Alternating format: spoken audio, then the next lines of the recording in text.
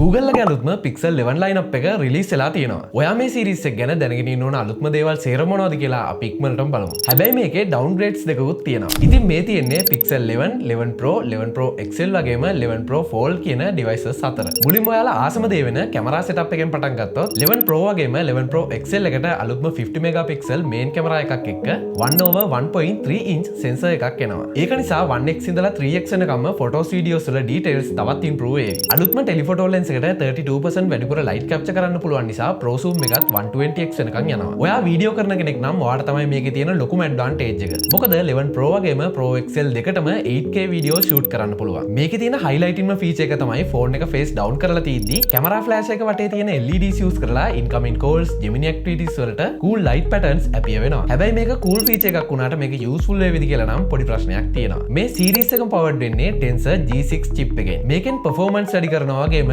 20% more power efficiency එකක් දෙනවා. Last generation එකට වඩා 9% brighter display එකක් 25 watt වෙනකන් wireless fast charging support කරනවා. හැබැයි දැන් තමයි interestingම part එක. Pixel 11 Pro එකේ downgrades දෙකක් තියෙනවා. පළවෙනි එක තමයි මේ device එකෙන් Google temperature sensor එක remove කරලා තියෙනවා. දෙවෙනි එක තමයි base model එකේ RAM එක 16 ඉඳලා 12GB වෙනකන් අඩු කරලා තියෙනවා. ඒ විතරක් නෙවෙයි දැන් 128GB storage option එකත් අයින් කරලා දැන් 256 වලින් තමයි start වෙන්නේ. හැබැයි $100ක් වැඩියෙන්. මේකට යාලා හේතුව විදියට කියන්නේ global RAM and storage devices වල price hike එක. Pixel 11 Pro Fold එක කලින් devices වලට වඩා thin, lighter, strong වගේම display දෙකම 20% brighter කරලා තියෙනවා. ඉතින් මේ පාර Pixel 11 series එක කියන්නේ massive redesign එකකට වඩා refinement එකක් වගේ. ඔයා මේකෙන් කැමතිම device එක මොකක්ද වගේම මේක ගැන තියෙන සේරම ප්‍රශ්න ටික අපි කතා කරමු comment section එකේ.